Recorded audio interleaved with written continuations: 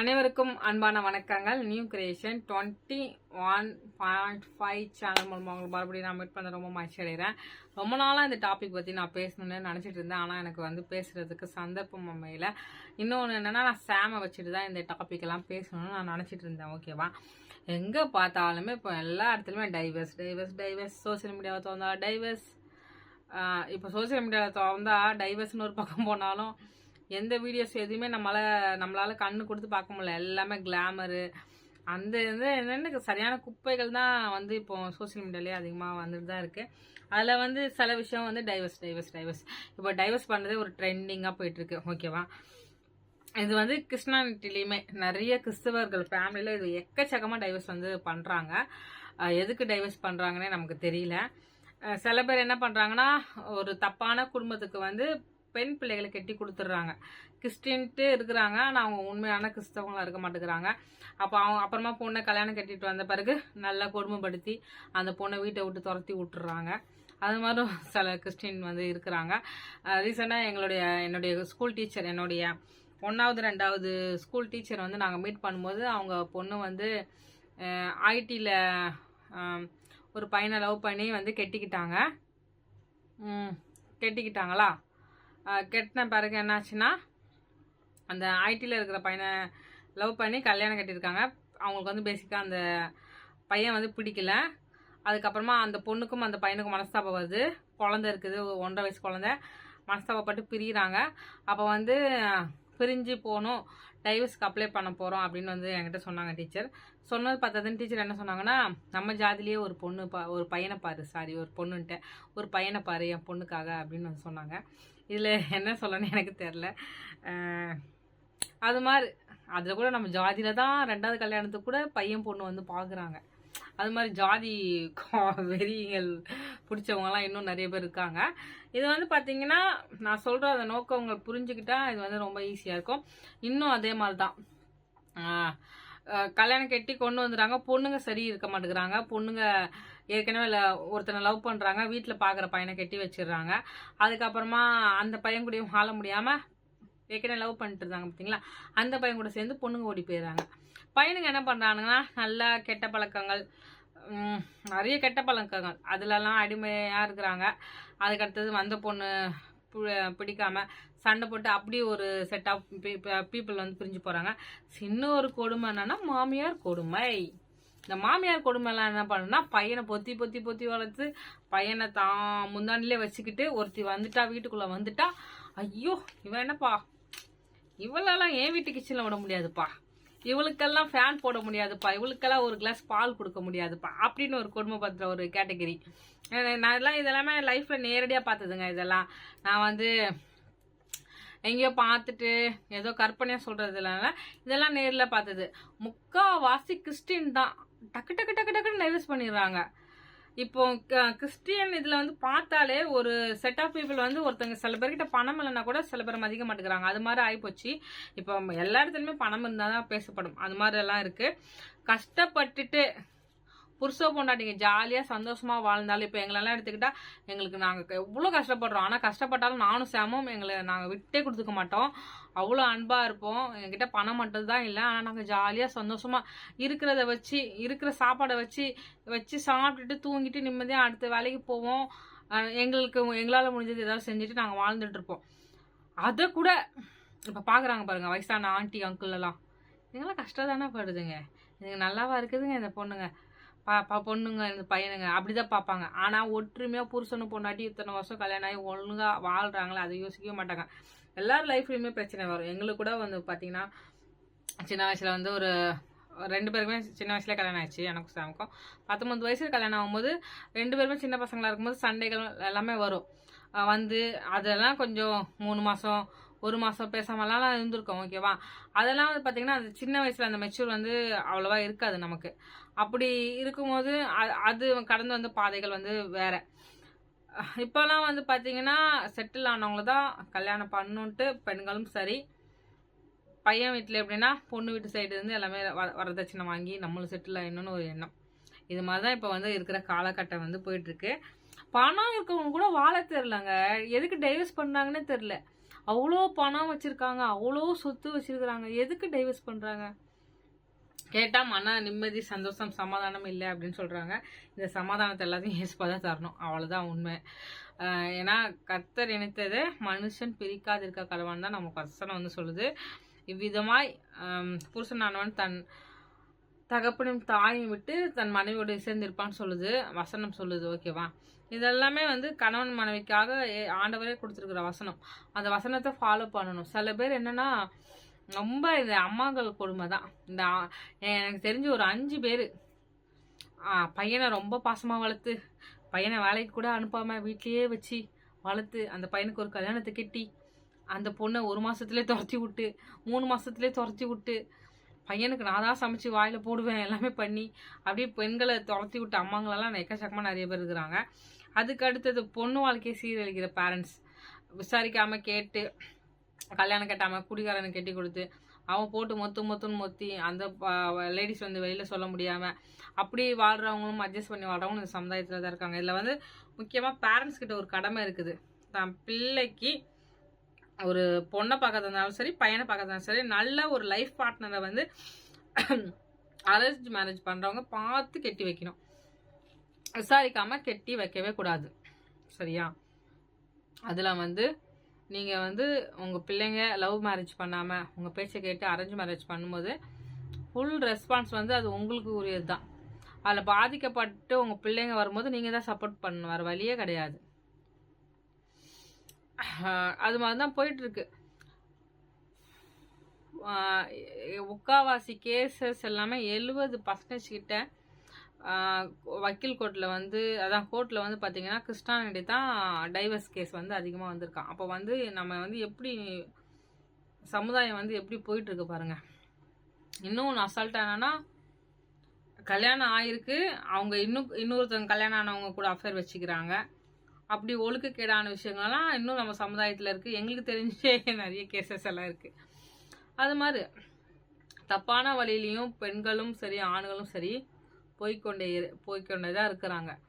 ஏன் இவங்களுக்கு அந்த அட்ஜஸ்ட்மெண்ட், அந்த பொறுப்பு இருக்க மாட்டேங்குன்னு எனக்கு தெரியல. பணம் இருக்கவங்களுக்கும் சுத்தமாகவும் வாழ தெரியல. அதுவும் எனக்கு என்ன சொல்லனே தெரியல. இப்போ வந்து பார்த்திங்கன்னா ஒரு பிரபலமான செலிப்ரிட்டி, நம்ம வந்து சினிமாவில் இருந்தால் தான் அந்த நியூஸ் தெரியும்லாம் இல்லை, ஏஆர் ரகுமான் அவருடைய கேசஸ் எல்லாம் நீங்கள் பார்க்குறீங்களே, அது மாதிரி எக்கச்சக்கமாக அந்த டைவர்ஸ் கேசஸ் எல்லாமே அசால்ட்டாக ஆயிடுச்சு நம்மளுடைய கல்ச்சரில். இப்போ கல்யாணம் பண்ணாமையே லிவிங் டுகெதர்ல எல்லாம் வாழ ஆரம்பிச்சிட்டாங்க. வாங்கங்க, போயிட்டு வரீங்களா? ஓகே, நீங்கள் வரீங்களா பேசுறதுக்கு? டைவர்ஸை பற்றி என்ன நினைக்கிறீங்க? ஒரு வார்த்தை சொல்லிட்டு போங்க. டைவர்ஸை பத்தி என்ன நினைக்கிறீங்க? ஒரு வார்த்தை சொல்லிட்டு போங்க. புடிச்ச கல்யாணம் பண்ணிக்கிறீங்க, புடிக்க டைவர்ஸ் பண்ணிட்டு போங்க. வேற அவ்வளவுதான உங்க கருத்து? சரி, பொண்ணு பையன் பார்த்து அம்மா அப்பா கட்டி வைக்கிறாங்களா, அதை பத்தி நீங்க என்ன நினைக்கிறீங்க? அதை பத்தி என்னங்க நினைக்கிறீங்க? கல்யாணம் வந்து பாழும் கடருமா, அரேஞ்ச் மேரேஜ் எல்லாம் சேர்ந்து தள்ளி விடுறது, லவ் மேரேஜ் நம்மள வந்துருது, அவ்வளவுதான். ஏய், இப்படி சொல்லிட்டு போறீங்க? ஏய், இங்க வாங்க, நான் வீடியோல பேசிட்டு என்ன, இங்க வந்து சொல்லிட்டு போங்க. போயிட்டு வாங்க. வந்து சொல்றீங்களா, போறீங்களா, கொடுத்துட்டு வரீங்களா? கொடுத்துட்டு வாங்க. அதை பத்தி பேசி ஆகணும். எங்க கொடுத்துட்டு சீக்கிரம் வாங்க. சாம் கொடுத்துட்டு பாப்பாக்கு இட்லி கொண்டு போறாரு மேலே. அப்புறமா சில பேர் என்னன்னா சொல்லியே கேட்டிருக்கேன், ஏதாவது ஒரு பொண்ணு வந்து ஒரு பணக்கார பையனை லவ் பண்ணி கட்டிட்டா, பிடிச்சா பாரு ஒரு பெரிய புள்ளியங்கொம்பா நீயும் இருக்கியே, அப்படியெல்லாம் கேவலம் பேசுறவங்கலாம் இன்னும் எல்லாம் இருக்கிறாங்க. எங்களை சுற்றி என்ன சுற்றியே இருந்தாங்க அப்போல்லாம். அவங்க கட்டியிருப்பாங்க. அதே மாதிரி பையன் ஒரு பணக்கார பொண்ணை கட்டிட்டான், பச்சியா பிடிச்சாம்பா ஒரு புள்ளிய கொம்பு அப்படின்ட்டு. இப்படியெல்லாம் பின்னாடி பேசுகிறவங்களாம் எக்கச்சக்க பேரை நான் பார்த்துருக்குறேன். அடுத்தவங்கள பேசியும் நான் கேட்டிருக்கேன். இதில் வந்து ஒரு மேரேஜுங்கிற ஒரு விஷயம் வந்து ஒரு பையனுக்கும் ஒரு பொண்ணுக்கும் உரியது. அவங்க வாழ்ந்து அதில் வந்து அவங்க பிள்ளைகளை பெற்றெடுத்து அந்த பிள்ளைங்களை ஒரு கரை சேர்த்து அவங்க வயசாகி உட்காராங்க பார்த்தீங்களா, ஒரு 70 வயசு 60 வயசு, அப்போ தான் வந்து அவங்களுக்கு சமுதாயம் வந்து ஒரு சொல்லுது, அவங்க வந்து பிள்ளைய பெற்று அந்த பிள்ளைங்களை கட்டி கொடுத்து பேரம் பேத்து எடுத்து நல்லா வீடு கட்டி வாழ்ந்துட்டாங்க. இந்த ஒரு வார்த்தைக்காக நம்ம அட்ஜஸ்ட் பண்ணி வாழணுமான்னு சில பேர் நினைக்கிறாங்க. கணவர் மனைவி இந்த ஒரு வார்த்தைக்காக இந்த சமுதாயம் சொல்லும் ஒரே வார்த்தை, அதை கலாச்சாரம், அந்த கலாச்சாரத்துக்காக வாழ்ந்து முடிக்கணுமான்ட்டு சில பேர் என்ன பண்ணுறாங்க, ஏன் அடுத்தவங்க சர்டிஃபிகேட் கொடுக்கணுன்ட்டு தேவையில்லாமல் லைஃப் பிடிக்கலன்னா கட் பண்ணிக்கிறாங்க. சில பேர் என்ன பண்ணுறாங்கன்னா அந்த லைஃப்குள்ளேயே இருப்பாங்க, ஆனால் தப்பான காரியங்கள் செய்வாங்க, தப்பான ஃப்ரெண்ட்ஷிப் இருக்கும். அது மாதிரி இது ஆண் பெண் 2 பேருக்குமே தான் சரி சமம் வந்து நான் சொல்லுவேன். இதெல்லாம் ரொம்ப துணிகரம். ஃபஸ்ட்டு கிறிஸ்தவ பிள்ளைகளுக்கு வந்து என்ன சொல்கிறேன்னா, பேரண்ட்ஸ் வந்து இஷ்டத்துக்கு ஒரு உங்கள் வீட்டு பொண்ணாக இருந்தால் நீங்கள் அந்த பொண்ணு வாழ்க்கை சீரழிப்பீங்களா? சீரழிக்க மாட்டிங்களா? உங்கள் பொண்ணு அதே மாதிரி வாழை வட்டியாக வந்திருந்தால் உங்களுக்கு வலிக்கும்ல. அது மாதிரி தான் அடுத்த பிள்ளைங்களையும் நீங்கள் அனுப்பக்கூடாது. பேசிக்காக சொல்லப்போனால் இந்த கிறிஸ்டின்ஸ் மம்மி பையனுங்களோட அம்மாங்க ஒஸ்ட்டு. அதே மாதிரி முக்கியமாக நான் இன்னொன்று சொல்லுவேன், ஒரு என்ன சொல்லணும்னு தெரியல எனக்கு.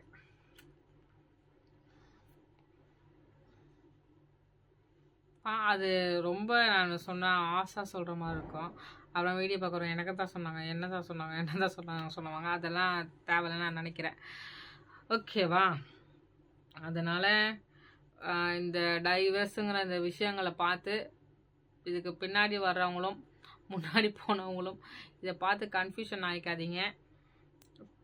பிடிக்கலன்னா கொஞ்ச நாள் கழிச்சு டைவர்ஸ் பண்ணிக்கலாம், ஜாலியாக வாழலான்ட்டு யாருமே நினச்சி கல்யாண வாழ்க்கைக்குள்ளே போகாதீங்க.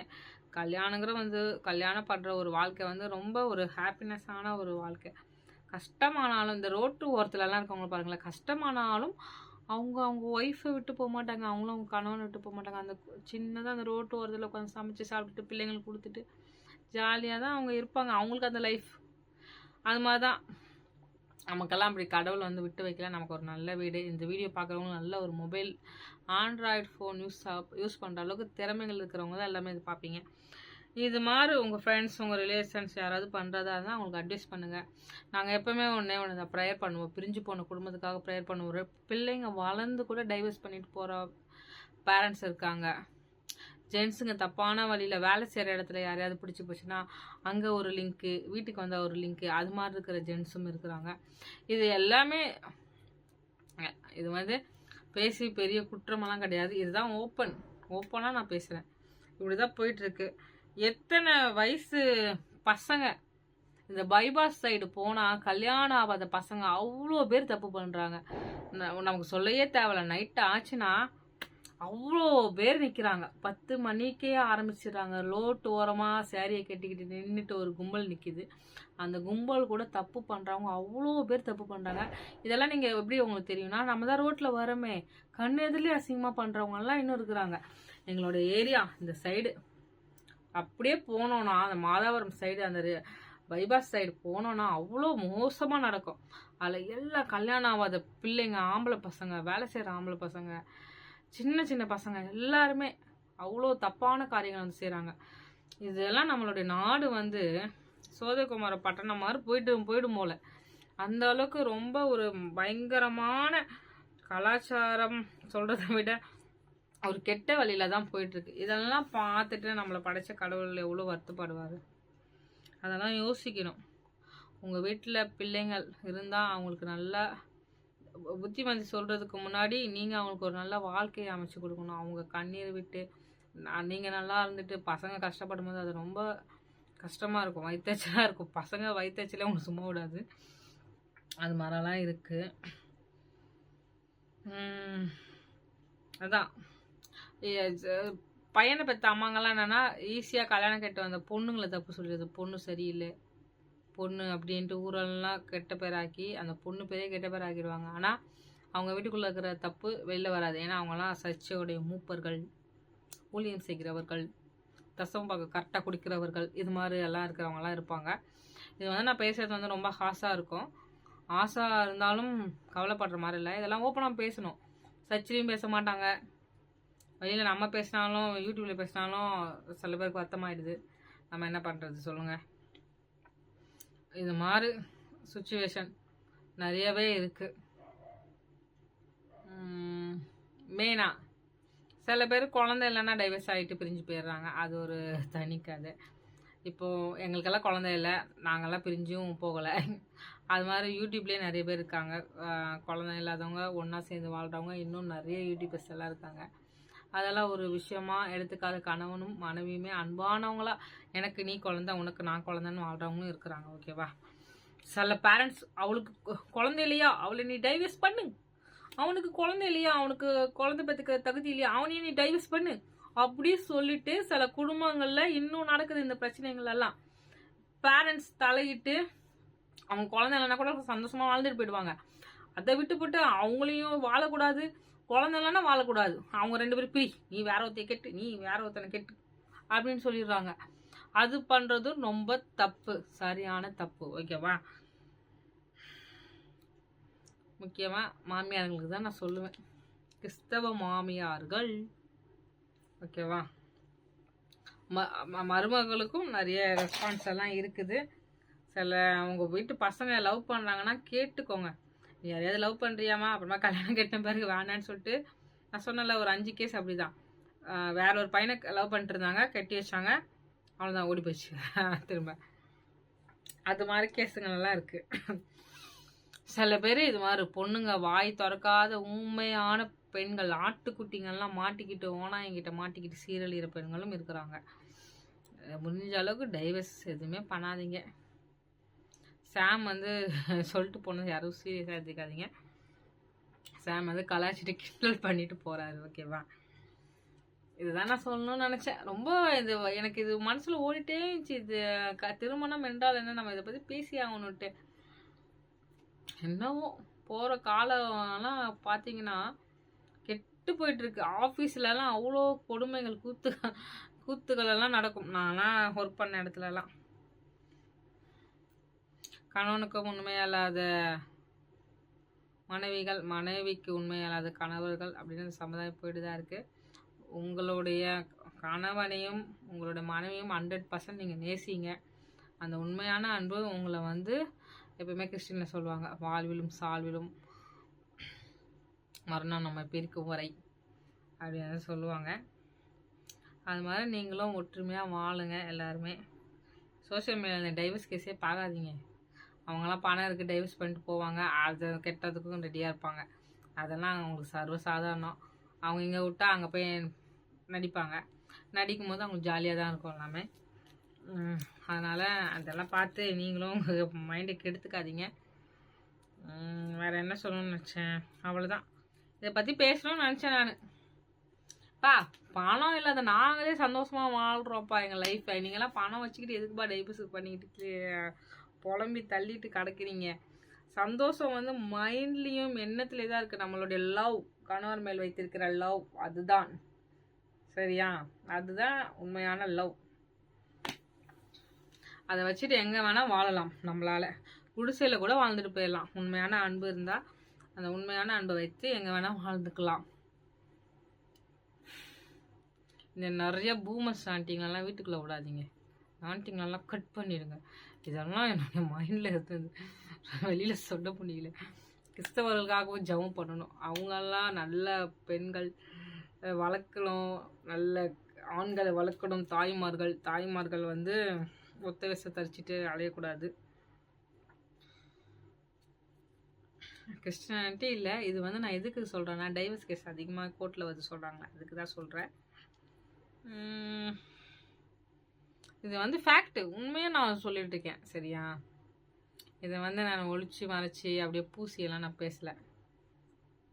Okay, last part. உண்மை விட நான் வேற யாரை நம்புவேன், ஆபத்திலே வந்தீரே கரம் பிடித்து நடத்தி சென்றி, உண்மை விட நான் யாரை நம்புவேன், அன்புக்காய் ஏங்கி நின்றேன் அழைத்தீரே நன்றியையா, அன்புக்காய் ஏங்கி நின்றேன் அழைத்தீரே நன்றியையா, நானும் உம்மை அறியவில்லை என்னை தேடி வந்தீரே, நானே உம்மை அறியவில்லை என்னை தேடி வந்தீரே, உம்மை விட நான் வேற யாரை நம்புவேன். ஒரு மருமகள் மேலே தப்பான குறை சொல்லி வீட்டை விட்டு அனுப்புகிற மாமியார்களுக்கெல்லாம் ஐயோ அதான் சொல்லுவேன். கர்த்தர் இயேசுவை பார்த்துக்கிட்டே இருக்கிறாரு எல்லாரையுமே. வேற அதே மாதிரி பையனுங்களும் உங்கள் மனைவிக்கு உண்மையாக இருங்க, அவ்வளோதான் நான் வந்து சொல்லுவேன். ஓகே. அப்புறமா எங்களுக்கு பணம் இருந்து வீடெல்லாம் கட்டி வாழ்கிறது தான் பெஸ்ட்டு கப்புளுக்கு அடையாளம்னு சில பேர் சொல்லுவாங்க. அதெல்லாம் சும்மா. பணம் இருந்து வாழ கூட புருஷன் கூட வாழ முடியாத நிறைய பேர் இருக்கிறாங்க. எங்களை சொல்லியிருக்காங்க, நீங்கள்லாம் என்னங்க கஷ்டம் தானங்க படுறீங்க, பிச்சை தானே எடுக்கிறீங்க, நீங்கள் என்ன பெஸ்ட்டு கப்புளாட்டு. நாங்கள் பெஸ்ட்டு கப்புள் தான், நானும் என்னுடைய வீட்டுக்காரரும். பணம்னா கூட நாங்கள் ஒற்றுமையாக புருஷனும் பொண்டாட்டியமாக வாழ்ந்துட்டுருக்கோம். பணத்தை வச்சுக்கிட்டு வெளியில் ஒரு சீனை போட்டுக்கிட்டு வெளியில் ஒரு நடிப்பை காட்டிக்கிட்டு கௌரவமாக 4 புடவை கட்டிட்டு 4 நகையை போட்டு போயிட்டு வந்தால் அவங்க வந்து ரொம்ப சந்தோஷமாக வாழ்கிறாங்கன்னு அர்த்தம்லாம் இல்லை. ஆவிக்குரிய வாழ்க்கை எல்லாமே ஹெஸ்பதா அறிவார். அவ்வளோதான். ஒரு கணவன் கிட்ட ஒன்று கூட மறைக்காமல் வாழ்கிறாங்க பார்த்தீங்களா, அது வாழ்க்கை தான் ஒரு உண்மையான வாழ்க்கை. அதே மாதிரி தான் கணவனுக்கும் மனைவி கிட்ட மறைக்காமல் வாழணும். அதுதான் ஒரு உண்மையான மிகப்பெரிய சொத்து. ஐஸ்வர்யவான்களாக வாழ்கிற ஒரு வீடு. சரியா? இன்னும் கூட எங்களை ஏராளமாக பார்க்குற கண்கள் உண்டு. இந்த பசங்க கஷ்டப்படுதே, இந்த பசங்கிட்ட என்ன இருக்குது, இது எப்படி இருக்குது, அப்படி இருக்குன்னு சொல்லுவாங்க. யார் என்ன சொன்னாலும் நாங்கள் கவலையப்பட மாட்டோம். எங்களுக்கு தெரியும், ராகவனுக்கு என்ன தெரியும், என் க்ளோரி அப்படின்ட்டு ராகவனுக்கு தெரியும். அதுவே எங்கள் லைஃபுக்கு எங்களுக்கு போதும். அப்புறமா எங்களை வழி நடத்துகிற ஐஸ்பாக்கு தெரியும். அவ்வளோதான் வாழ்க்கை.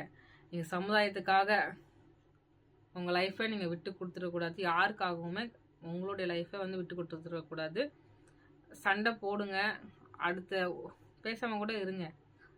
அப்புறமா நீங்கள் எப்போ பேசுவீங்களோ அப்போ பேசிக்கோங்க. ஒரே வீட்டுக்குள்ளே இருங்க. அந்த சண்டையை பெருசாகி கணவனை விட்டுட்டு போகிறது, மனைவியை விட்டுட்டு போகிறது, அதெல்லாம் தகாத செயலே கிடையாது. பிள்ளைங்களும் விட்டுட்டு போகக்கூடாது. கணவன் ரொம்ப கொடுமைப்படுத்துகிறான் பாருங்க, அடிக்கிறது, சீக்கிரட்டாக கொடுமைப்படுத்துறது, அது மாதிரிலாம் தான் ரொம்ப கஷ்டம். அது மாதிரி எங்களுக்கு தெரிஞ்சு பண்ணவங்கெல்லாம் இருக்கிறாங்க.